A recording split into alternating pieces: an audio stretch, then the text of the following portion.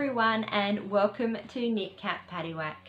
I'm Kat and I have a knitting podcast on this channel called the Knit Cat Podcast, which comes out every 2 weeks, but today I am here with an extra bonus video. Today I'm going to be doing my third episode about my hand knitted wedding dress. So I got married back in February of 2016 and I hand knitted my wedding dress, and so this is my third video about that wedding dress.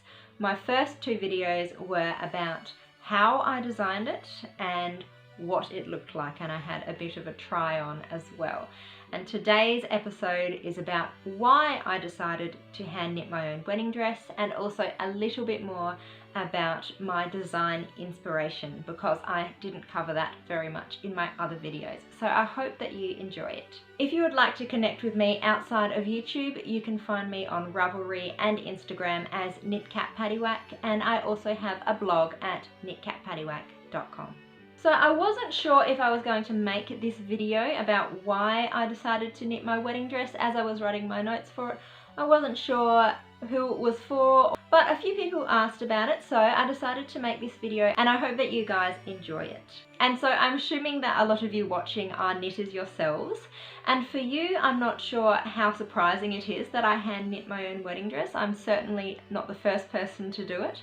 However, a lot of my friends and family, when they found out that I was knitting or had knit my wedding dress, were almost shocked at the thought that you could hand knit your own wedding dress and that it could look like what mine looked like, because it is a bit unusual to hand knit your own wedding dress. So I thought that it would be fun to talk to you guys a bit about why I am the kind of person who would knit her own wedding dress, and also to talk a little bit more about my design inspiration.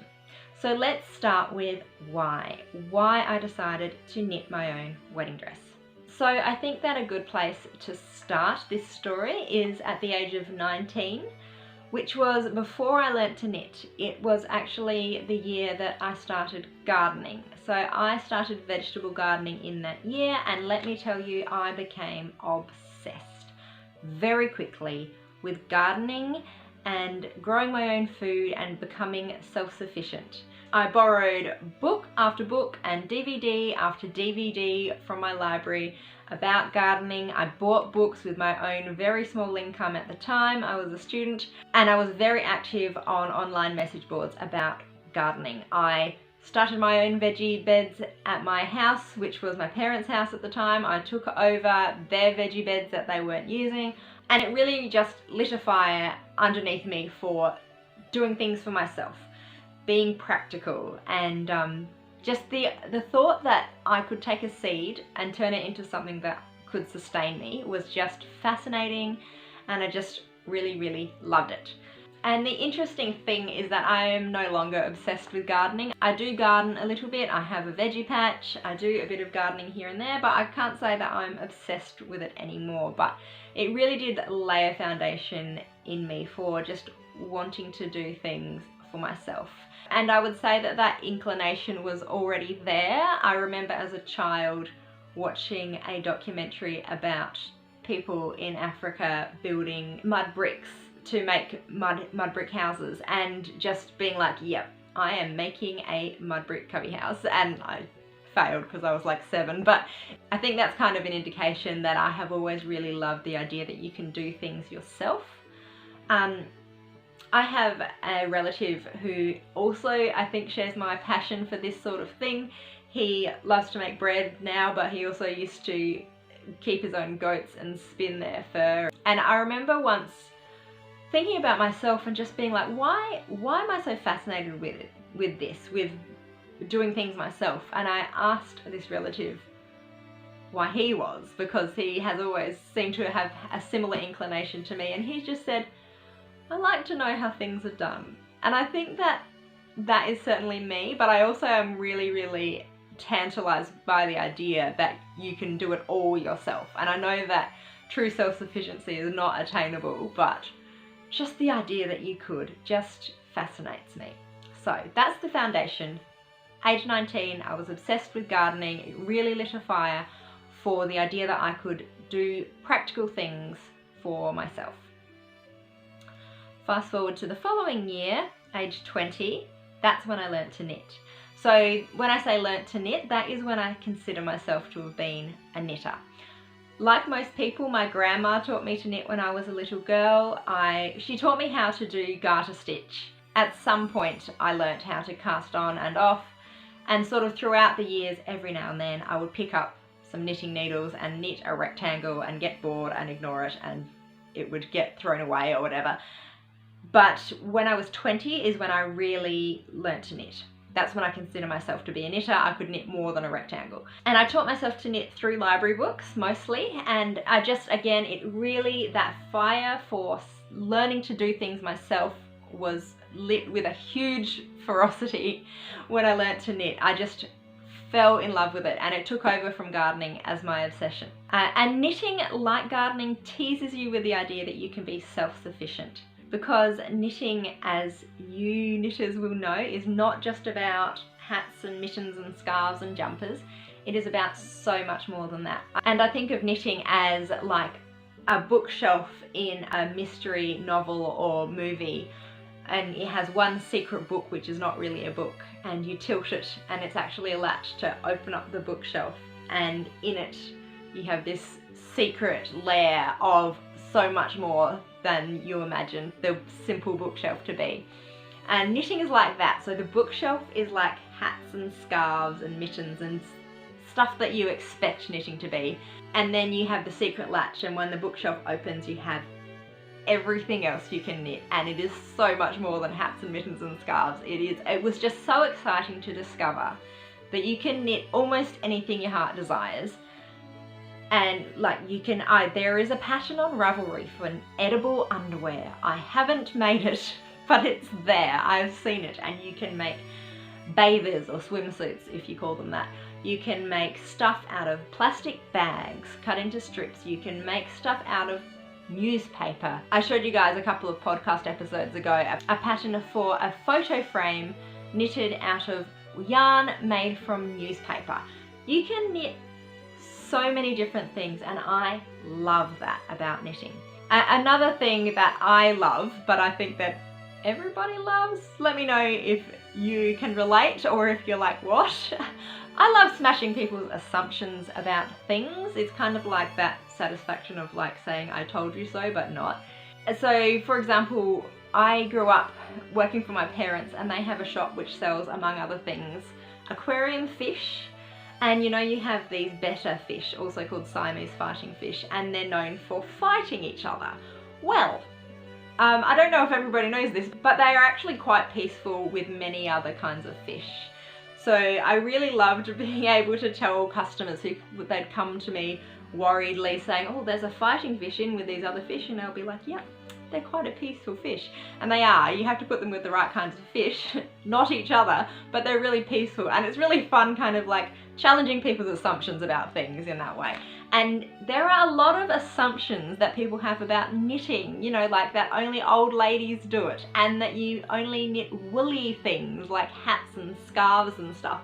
And there is so much more that you can knit, and I adore that about knitting. And very early on in my knitting journey, I learnt to knit lace, and intarsia I think are probably my two favourite things to knit.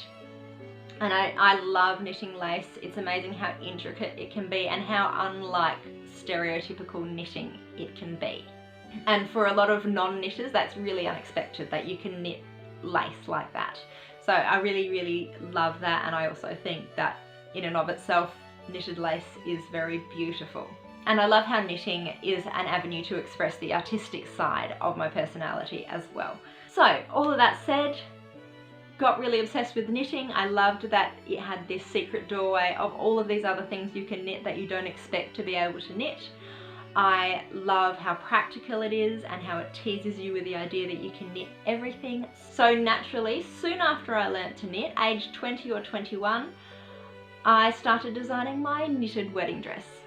And I was single at the time. I had never met the man that I was to marry. I had never set foot in the state that he lived in, which is the state that I live in now. And in fact, when I started designing my wedding dress, the man that I am married to now was a teenager.